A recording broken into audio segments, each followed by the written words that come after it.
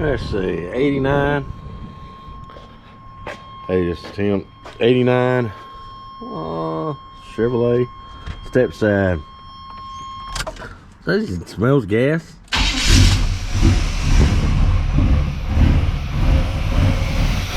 Oh my God.